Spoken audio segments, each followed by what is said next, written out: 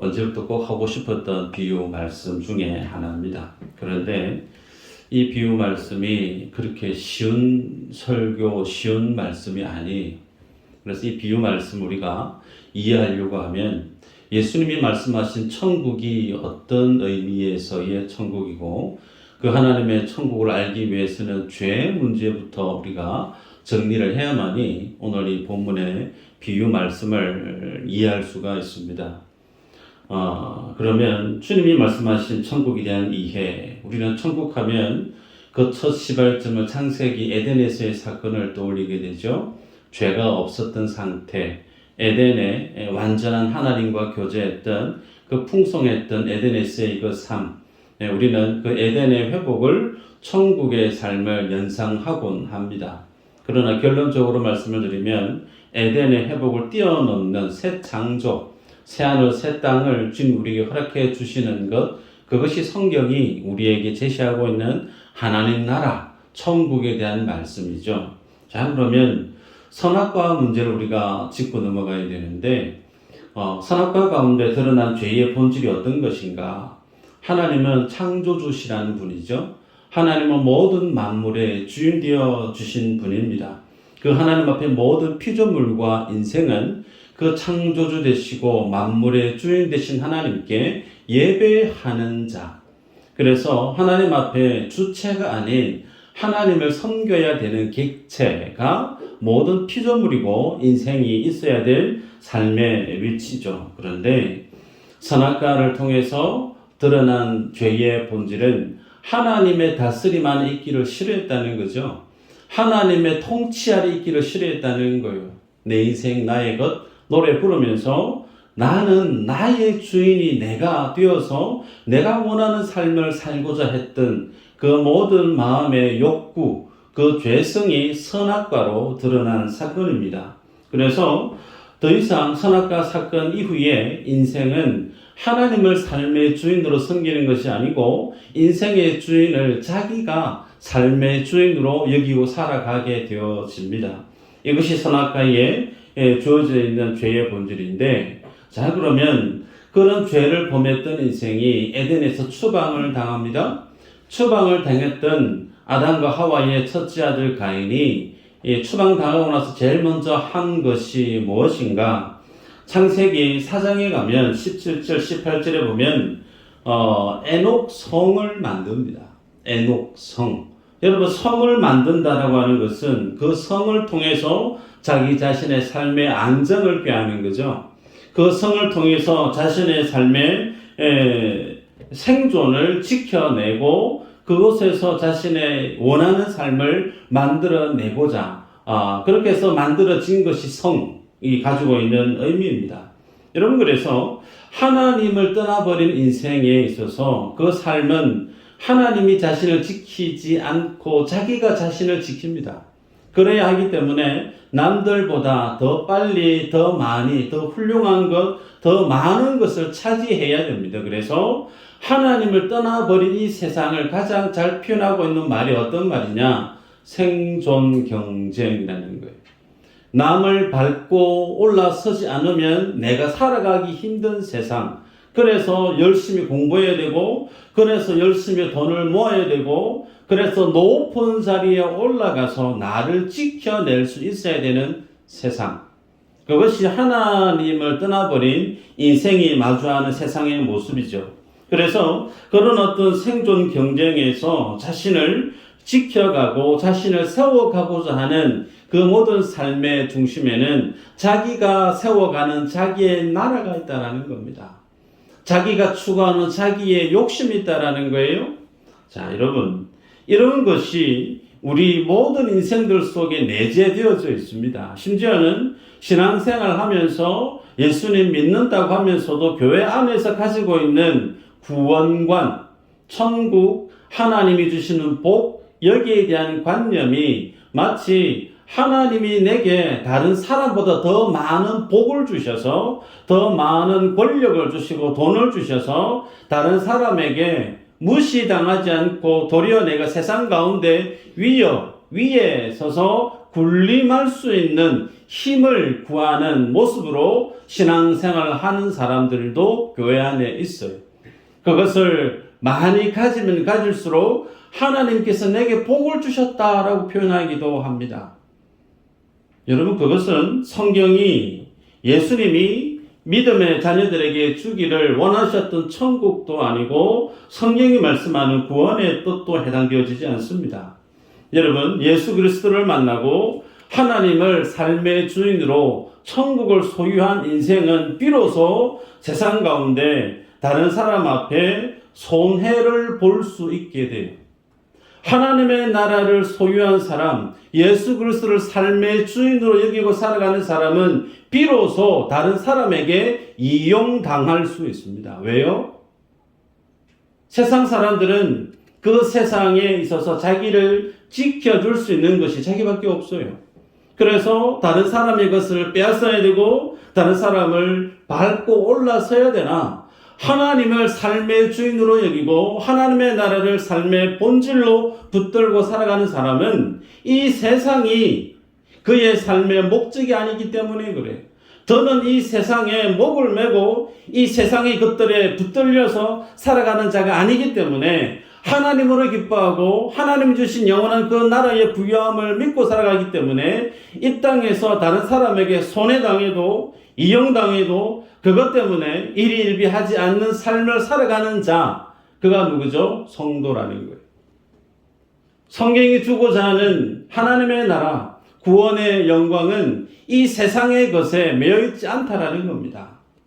그래서 여러분 말씀을 보면 마태복음 6장 33절이 중요한데요. 그런즉 너희는 먼저 그의 나라와 그의 의를 구하라. 그리하면 이 모든 것을 너희에게 더하시리라. 유명한 말씀이죠. 이 말씀을 오늘 꼭 기억을 하셔야 되는데, 주님이 구하라 명한 것은 그의 나라와 그의 의를 구하라 그랬습니다. 여기에서 이제 질문이에요. 하나님의 나라와 하나님의 의를 구하라. 그러면 내가 원하는 나의 나라와 나의 의는 어떻게 해야 되죠? 나의 나라도 있고 나의 의도 있고 하나님의 나라도 있고 하나님의 의도 있고 같이 구할 수 있는가? 그럴 수 없어요. 너희는 먼저 그의 나라와 그의 의를 구하라. 그 말씀 안에는 너희의 나라와 너희의 의를 포기해라. 이 말씀이 전제되어져 있다는 사실입니다. 여러분, 그래서 하나님의 나라와 하나님의 의를 구하는 자는 어떻게 해야 되는가? 하나님 앞에 나의 나라를 포기해야 돼요. 나의 의를 포기해야 돼요.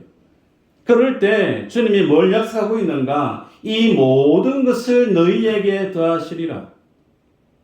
예수 그리스도가 내 삶의 주인이 아니었던 때는 내가 내 힘으로 먹고 살아가는 그 모든 것들을 내가 다 책임을 져야만 했습니다. 그런데 예수님을 만나고 나서 하나님을 만나서 천국을 소유한 구원을 얻은 하나님의 백성은 이 세상의 것에 매여있지 않고 하나님의 나라를 꿈꾸고 그 주님의 나라를 소원하며 그 하나님의 나라가 삶의 목적이 되고 그 하나님의 나라가 인생의 최고의 가치가 되어진다는 겁니다. 그래서 여러분, 먹고 입고 마실 거 구하는 거 이방 사람들이 구하는 것이다. 너희가 구할 것은 하나님의 나라와 하나님의 의를 구해야 된다. 여기에 우리가 가지게 되는 두 번째 질문이, 그러면 나의 나라를 포기해야 되는데, 나의 의를 포기해야 되는데, 내 인생의 욕심을 내려놔야 되고, 내 안에 있는 계획을 내려놔야 되고, 나의 자존심을 내려놔야 되고, 내가 최고로 여기는 가치를 하나님 앞에서 무가치한 것으로 내려놔야 되는데, 오늘날 우리들은 그렇게 하나님의 나라와 하나님의 의를 구하는 삶을 살아가고 있는 자가 있는가? 없다는 거예요. 분명히 주님이 너희는 먼저 그의 나라와 그의 의를 구하라 말씀을 하시지만 그 말씀을 고스란히 받아들고 순종할 수 있는 인생이 한 사람도 있는가? 없어요. 그래서 예수님이 하나님의 나라와 하나님의 의를 구하게 하기 위해서 친히 이 땅에 오셨다는 겁니다. 여러분, 그래서 예수님이 우리에게 하나님의 나라를 주시기 위해서 우리에게 하나님의 내가 만든 의가 아닌 완전한 하나님의 의를 우리에게 증거시켜 주시기 위해서 예수님 이 땅에 오셨고 십자가에서 죽으셔야만 했습니다. 그래서 우리는 하나님의 나라와 하나님의 의는 내가 구해서 내가 노력해서 취득한 나의 결과물이 아닙니다. 우리가 누누이 강조하고 있지만 구원은 하나님이 주시는 생명은 영생은 천국은 하나님이 우리에게 주시는 은혜로 주어지는 선물이죠. 아멘인가요? 그렇습니다. 나의 노력의 결과물이 아니란 말이에요. 자, 그러면 요한복음 1장 12, 13절을 제가 읽어드리면 영접하는 자, 곧 그 이름을 믿는 자들에게는 하나님의 자녀가 되는 권세를 주셨으니 이는 혈통으로나 육정으로나 사람의 뜻으로 나지 아니하고 오직 하나님께로부터 난 자들이다 그랬습니다. 예수 그리스도를 믿어서 하나님의 자녀가 되는 그 길은 네가 부모 잘 만나서 네가 열심히 노력해서 네가 마음을 뜻과 의를 다 열심을 내서 네가 예수님을 만나서 구원 얻은 것이 아니라는 거예요. 하나님께로부터 난 것, 창세 전에 하나님의 자녀라고 주님이 예정을 입은 그 모든 인생들에 대해서 하나님이 하나님의 주권으로 하나님의 은혜로 각 사람에게 예수 그리스도가 어떤 분인가를 깨닫게 하고 구원을 얻는 은혜를 주셨다라는 겁니다. 여러분, 그래서 구원은 하나님의 나라는 나의 노력으로 구해지는 것이 아니고 주님께서 우리에게 주시는 것이다. 그러면 나의 나라와 나의 의는 어떻게 되어지는 것이 맞는가? 포기되어지는 겁니다. 나의 열심들이, 나의 계획들이, 나의 욕심들이 하나님 앞에서 부정당하고 하나님의 십자가 앞에서 그것은 주님 앞에 합당하지 않은 것으로 주님 앞에 버려둠을 당하는, 우리는 그것을 자기 십자가를 지고 자기를 부인하며 주님을 따르는 삶이라 예수님이 그렇게 우리에게 말씀합니다. 그러기에 여러분, 오늘 우리들은 천국을 어떻게 이해해야 되는가? 나의 나라를 포기하는 것이에요.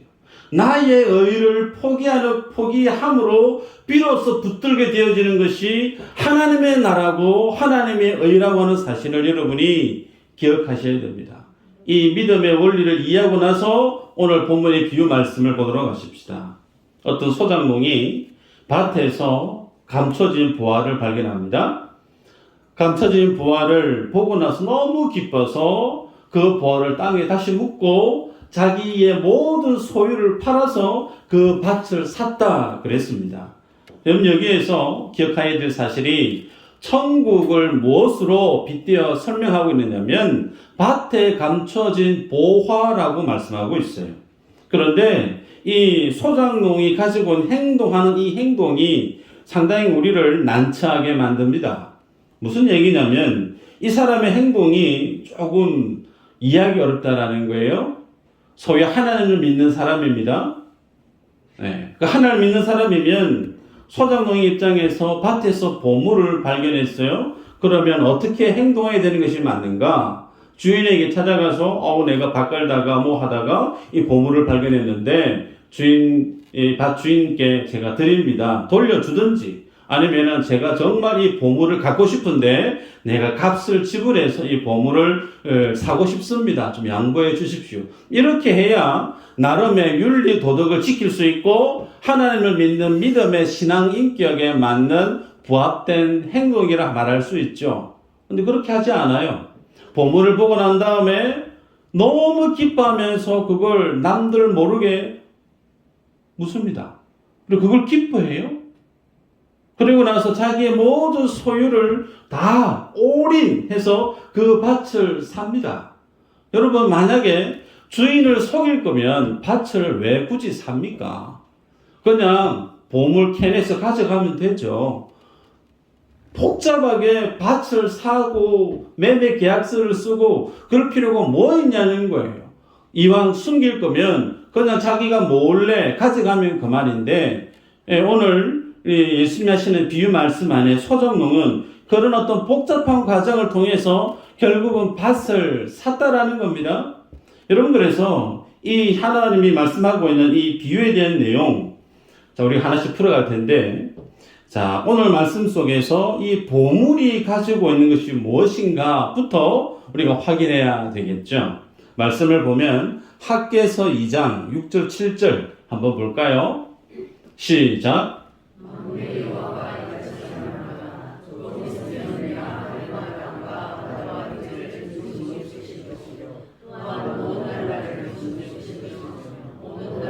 보배가 이르리니 내가 이 성전의 영광이 충만하게 아니라 만군의 여호와의 말이니라. 아멘.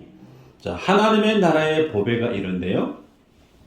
그 하나님의 나라가 보배가 이르게 되어지면 모든 땅과 하늘이 진동을 하고 모든 나라가 진동을 합니다. 그리고 하나님의 성전에 영광이 충만하게 임한답니다.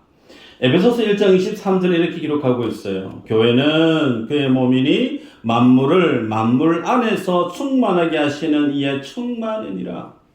교회가 곧 성전이죠. 교회를 성전을 충만하게 하는 이가 누구죠? 보배가 누구죠? 예수 그리스도세요. 그래서 구약에서 말씀하고 있는 보배, 하나님께로부터 오는 보배, 그 보배는 예수 그리스도를 지칭합니다. 자, 베드로전서 2장 6, 7절 제가 보면 성경에 기록되었으되 보라 내가 택한 보배로운 모퉁이 돌을 시온에 두노니 그를 믿는 자는 부끄러움을 당하지 아니하리라 하였으니 그러므로 믿는 너희에게는 보배이나 믿지 아니하는 자에게는 건축자들이 버린 그 돌이 모퉁이의 머릿돌이 되고 하나님이 보내신 보배로운 그 돌을 믿는 자는 부끄러움을 당하지 아니한대요. 그러나 하나님이 보내신 그 돌을 믿지 않는 자는 그 돌을 건축자의 버린 돌처럼 그 돌을 알아보지 못하고 그 돌이 뭐 쓸모없는 돌이고 내다 버렸다라는 겁니다. 여러분, 그래서 예수님을 보배로 보지 못하는 세상의 모습을 성경에 이렇게 기록하고 있고, 이런 어떤 성경의 내용은 통일적이고 일관되게 계속해서 성경에서 언급합니다. 요한복음 1장 9절에서 11절 볼까요? 시작. 참빛 곧 세상에 와서 각 사람에게 비추는 빛이 있었나니 그가 세상에 계셨으며 세상은 그로 말미암아 지은 바 되었으되 세상이 그를 알지 못하였고 자기 땅이 오매 자기 백성이 영접하지 아니하였으나. 아멘. 예수님이 만물의 주인 되어 주셔서 자기 나라 자기 땅에 왔는데 그 주님을 세상은 알아보지 못했어요. 그래서 영접하지 아니했고 영접의 수준을 뛰어넘어서 아예 십자가에 못 박아 죽여버립니다. 세상은 예수 그리스도가 하나님의 보배이신 줄을 인지하지 못했다라는 거예요. 그런데 모든 사람이 그랬는가? 아니요. 어떤 사람은 예수님을 하나님의 보배로 알아본 자들이 있었습니다. 대표적으로 베드로의 경우를 보면 베드로가 마태복음 16장 17절 이후로 보면 예수 그리스도는 하나님의 아들이십니다. 그리스도십니다. 이 고백을 예수님께 합니다. 그 고백을 들었던 예수님 하시는 말씀이 바요나 시모나 네가 복이 있다. 이를 내게 알게 하니는 혈육이 아니요 하늘에 계신 내 아버지시니라. 예수 그리스도를 보배인 줄 알게 되어지는 자, 예수 그리스도가 메시아 되시고 구원자 되심을 알게 되어지는 것이 나의 노력에 있지 않고 이는 혈육에 의한 것이 아니고 하늘에 계신 내 아버지께로부터 난 것이다. 소위 구원은 내 노력으로 주어지는 것이 아니고 하나님이 깨닫게 해주시고 하나님이 보게 해주셔야만이 비로소 볼 수 있는 것. 그래서 마태복음 11장 25절 이후로는 슬기로운 자들에게는 숨기시고 어린아이들에게는 나타내셨다라고 예수님이 말씀합니다. 슬기로운 자, 소위 서기관 바리새인, 종교 지도자들, 그들은 성경을 너무나 잘 알고 있는데 그렇게 잘 알고 있는 그들이 예수님을 바라보면서 메시아시군요 알아차려야 되는데 성경의 진리를 아무리 공부를 한들 메시아 되신 예수님을 깨닫지 못했다라는 거예요. 왜?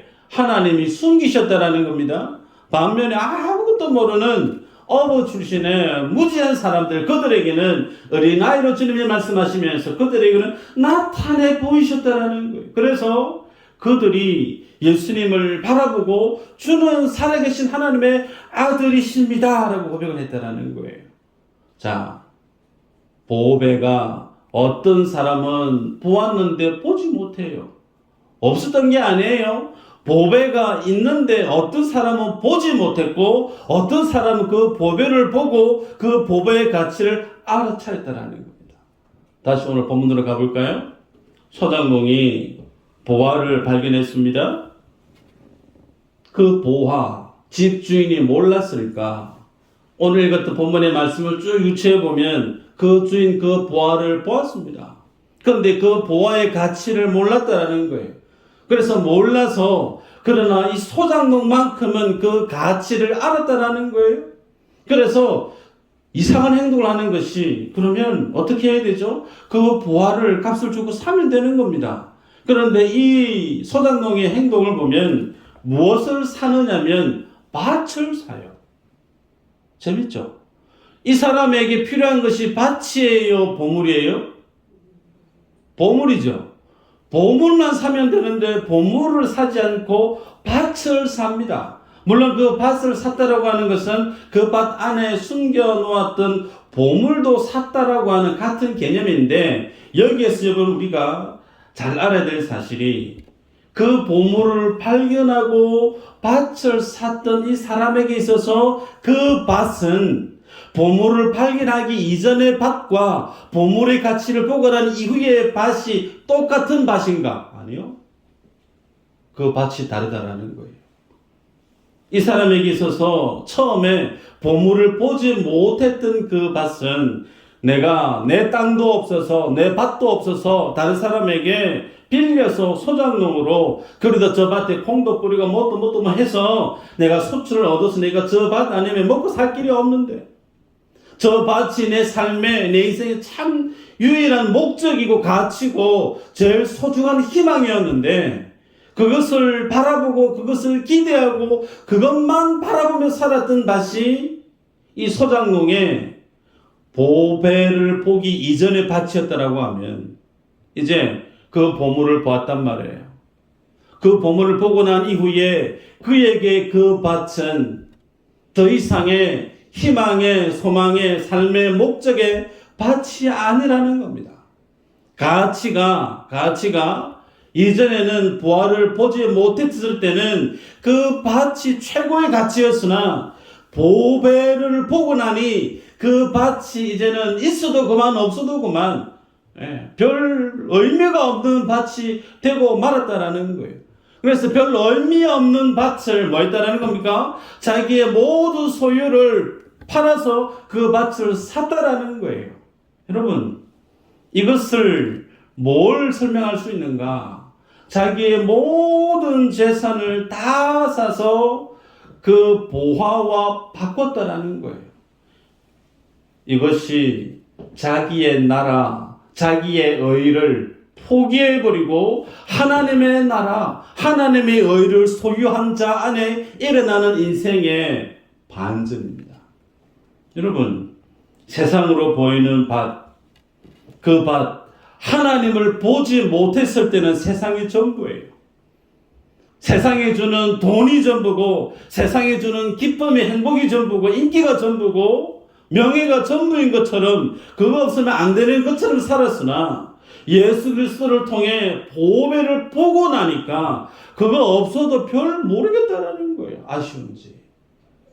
그래서 자신의 전부를 그 보물을 사기 위해서 자기가 이전까지 추구해왔던 자기의 나라, 자기의 가치, 자기의 의라 이기는 그 모든 것들을 어떻게 해요?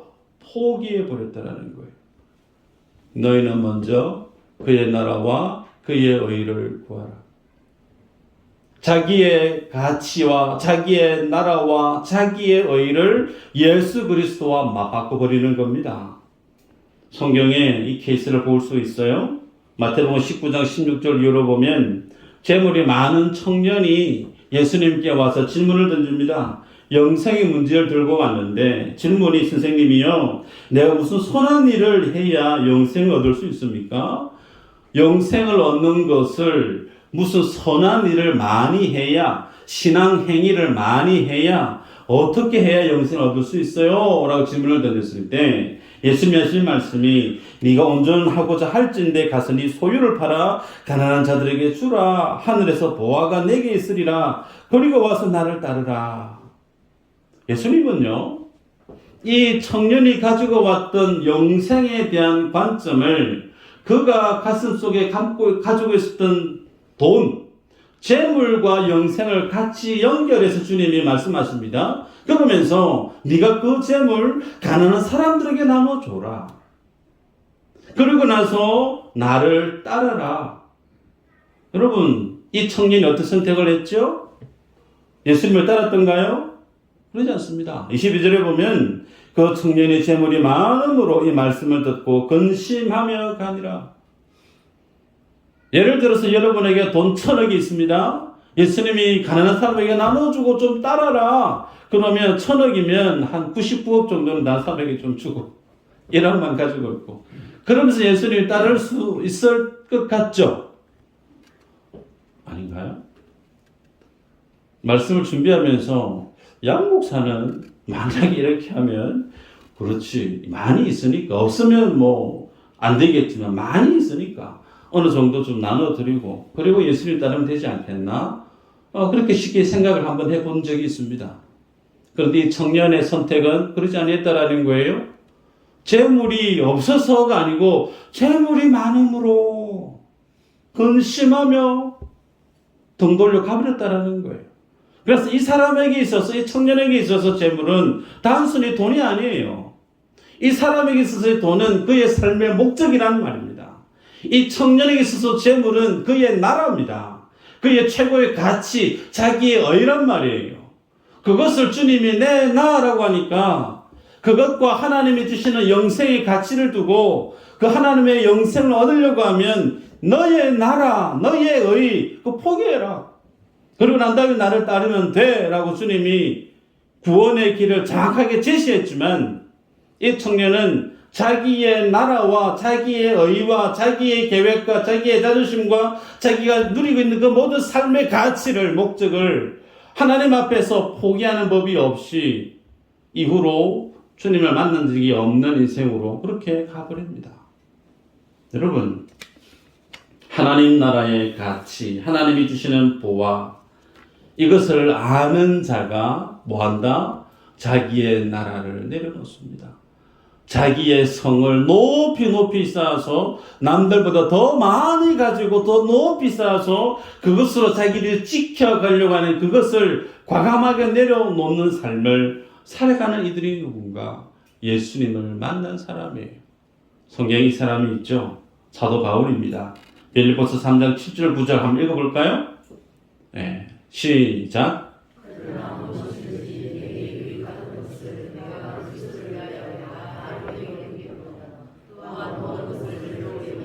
내 주 그리스도 예수를 아는 지식이 가장 고상하기 때문이라. 내가 그를 위하여 모든 것을 잃어버리고 배설물로 여기면 그리스도를 얻고 그 안에서 발견되려 함이니 내가 가진 의는 율법에서 난 것이 아니요 오직 그리스도를 믿음으로 말미암은 것이니 곧 믿음으로 하나님께로부터 난 의라. 아멘. 읽었던 본문은 빌립보서 3장 7절부터 9절까지인데 빌립보서 3장 7절 이전에는 사도 바울이 나도 자랑할 거 많다.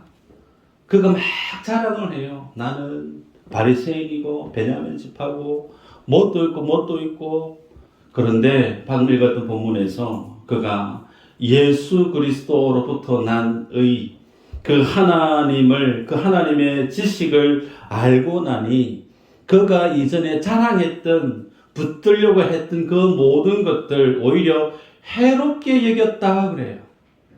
해롭게 여길 수준을 뛰어넘어서 배설물로 여겼다 그랬습니다. 여러분, 그래서 자기가 그동안 쌓아가고 붙잡으려 했던 자기 나라, 자기의 예수 그리스도를 만나고 나면 이거 아무것도 아니구나. 내가 예수님 믿으면서 내가 지금까지 이거 붙들려고, 이거 가지려고, 여기에 오르려고 내가 지금 이렇게 살아왔나? 이거 아무것도 아니구나. 다 해로 여기고 배설물로 여겼던 사도 바울의 고백을 우리가 보게 되죠. 여러분, 그래서 예수 그리스도 산돌 대신 예수님 앞에 서게 되어지면 그 주님의 은혜와 그 주님의 영광 앞에서 내가 나를 지켜가려고 했던 그 모든 것들이 산산이 깨지고 부서져 버립니다.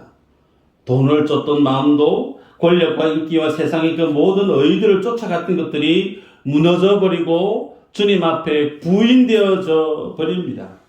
비로소 선악과 앞에서 하나님을 택하지 않고 나의 만족을 택했던 인생이 주님 만나고 나니 이제 나를 내려놓고 하나님을 선택할 줄 아는 사람으로 주님이 바꾸셨다라는 거예요. 그런데 이것이 내가 열심히 공부해서 내 노력의 결과물이 아니라는 겁니다. 읽었던 비유 45절에서 46절 값진 진주를 발견한 진주장사 비유가 우리가 어떻게 그 하나님의 보배를 바라보고 알고 그 보배를 취하는 자가 될 수 있었는지를 설명합니다.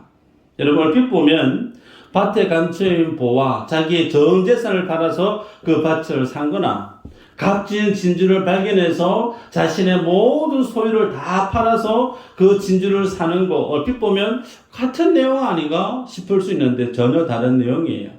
왜 전혀 다른 내용인가? 밭에 감추었던 보화 이꼴 천국이라는 거예요. 보화 이꼴. 그런데 값진 진주를 사는 이 장수는 그 하나님의 천국이 뭐냐면 진주가 천국이 아니에요. 진주를 사는 장사꾼이 천국이라는 거예요. 그 장사꾼이 누구죠? 예수 그리스도. 천국의 대상이 다릅니다. 여러분 그래서 진주 장사가 예수님이시고 그 진주 장사가 곧 천국임을 주님이 비유로 말씀합니다. 자 그러면 풀어가십시다. 그러면 진주 장사가 살려고 했던 진주는 뭔가? 진주, 보배인데 출애굽기 19장 5절에 이렇게 기록합니다. 세계가 다 내게 속하였나니 너희가 내 말을 잘 듣고 내 언약을 지키면 너희는 모든 민족 중에서 내 소유가 되겠고 이전에 출애굽기 말씀을 수요일날 묵상할 때 내 소유가 되겠고 라고 우리 소유라고 하는 말이 세귤라라고 하는 말이라고 그랬습니다. 세귤라 기억 꼭 하시면 좋은데 보물, 보배라는 뜻이에요. 소위 내 소유가 되겠고 누가요? 이스라엘 백성이 하나님에게 있어서 보물 같은 이가 누구냐? 이스라엘 백성.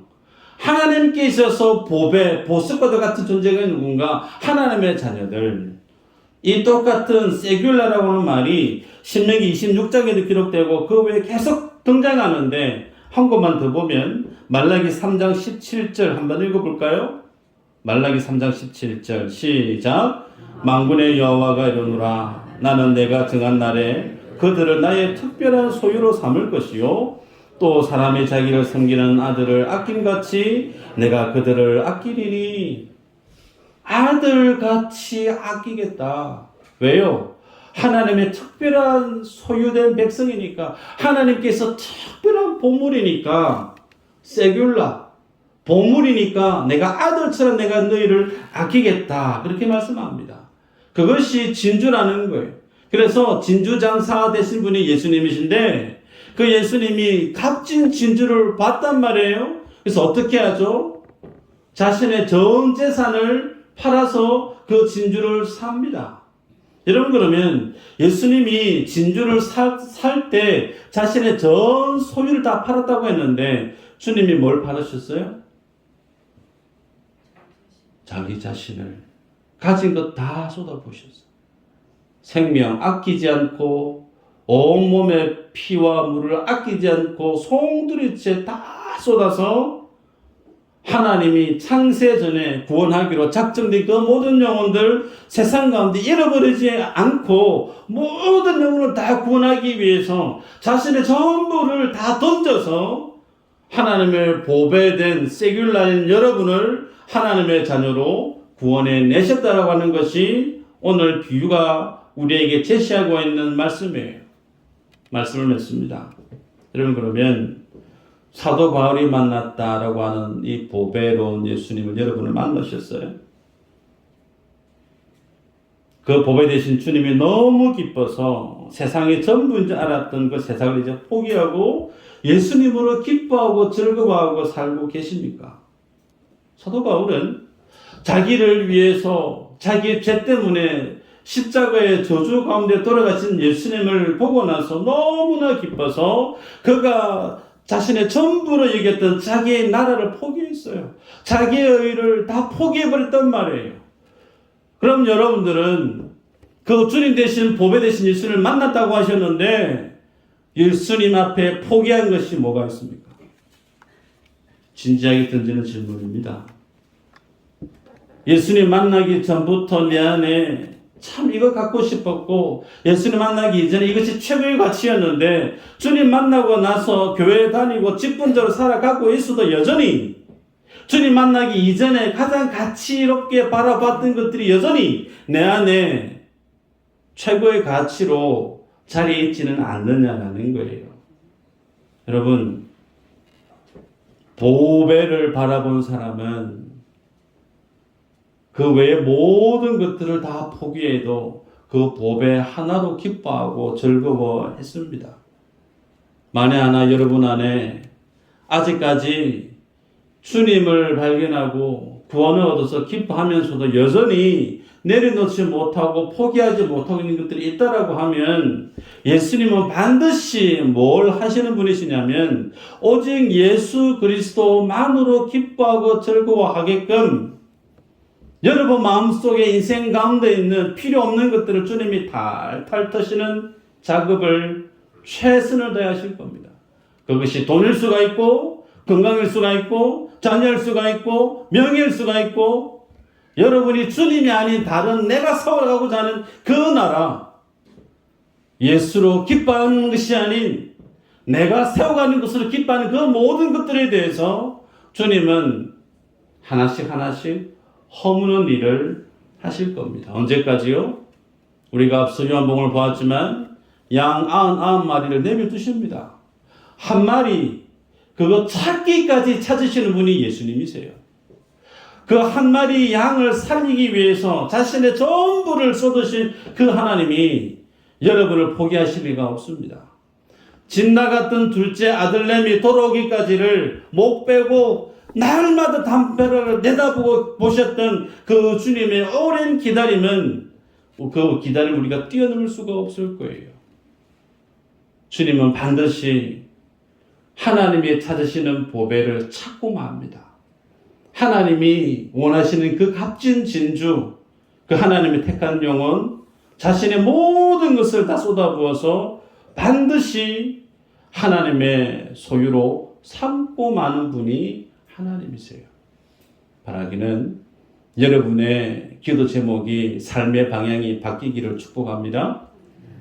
구하는 기도가 나의 나라, 나의 자랑거리, 나의 의가 아닌 하나님의 나라와 그 하나님의 의를 구하는 삶의 모습으로 나의 기도 제목이 바뀌어지고 내 삶의 방향성이 바뀌어지는 믿음의 반전이 여러분 안에 일어나기를 축복합니다. 예수 그리스도가 찾으시는 보배가 바로 여러분이 되시기를 주의 이름으로 축복합니다.